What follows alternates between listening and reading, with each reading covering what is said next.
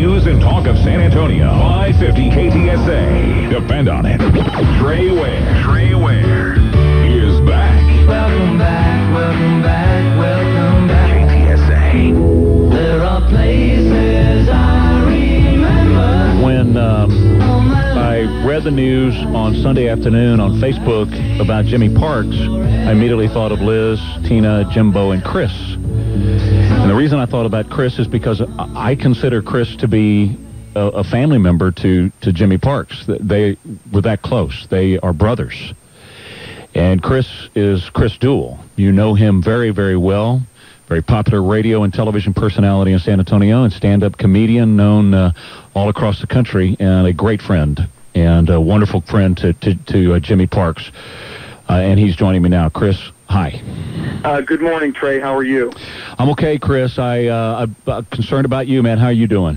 It's so sad, and you're right. You know, Jimmy was kind of a friend and a family member and a brother to everybody. And it's really, I'm finding that out, you know, less than 48 hours ago, he was still with us. But, you know, I was out at his house yesterday and talking with his wife, Liz, and, of course, his kids and grandkids, and so many people coming over, and everybody has the same story, Trey. They loved Jimmy, but more importantly, Jimmy loved them as a family member, and I'm hearing story after story after story of how Jimmy helped people and how Jimmy would see the best in you. Even when I was at my lowest point, Jimmy would see the best in me and encourage me, and it wasn't just me. And I know he was a big part of your life, Trey, and a big part of KTSA's family. He was on Jack Riccardi's show so many times, and just a wonderful, wonderful man. Jimmy, well, first of all, I have to tell you personally, thank you for introducing the two of us, because he came with you and Jack from OAI when y'all were there, and kind of made the transition over here and became a regular part of your radio show, and then became a regular part of the Gang of Four as well. And you're the one who actually introduced me to Jimmy Parks, and I knew him after that as a friend. As you said, he knew everybody as friends, but also as an attorney. And so both in my personal and professional life, I got to know him. And just wow, he was a gift from heaven. I try not to be hyperbolic about these things, but he really was.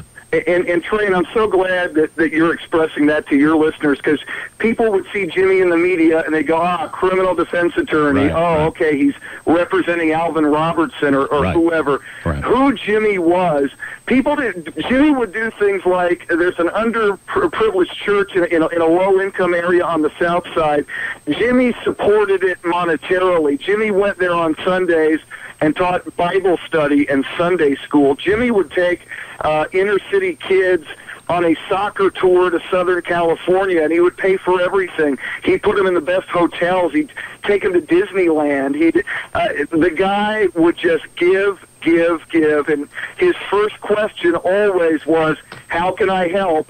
And he did not publicize any of these things he did. Those of us who were fortunate enough to know Jimmy, we knew he did these things because we'd find out about them, but that's who Jimmy was. Jimmy was about helping people, and that's what his life really was about. And was going to pursue a career in politics. My goodness, Trey, and we were so excited, and within the last 2-3 weeks, he made the decision he was going to run for Congress in the 35th district once it is assembled, when redistricting is done. And you know, Jimmy, Trey, the planets were already aligning. People were already learning about it, saying, I will support you.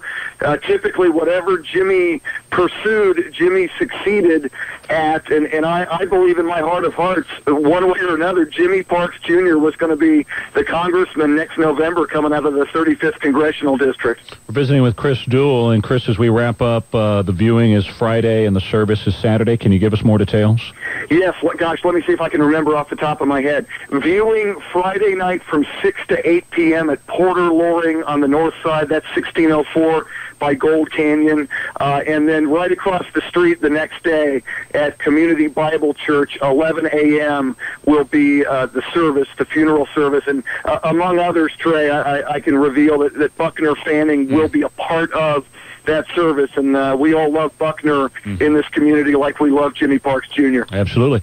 And we love you too, Chris, and thank you very much for coming on this morning to remember Jimmy Parks with me. Thank you, Trey. I'll see you this weekend. Friday, of course, at Port Loring, as Chris was saying, and Saturday at Community Bible Church. Back with more coming up on 550 KTSA.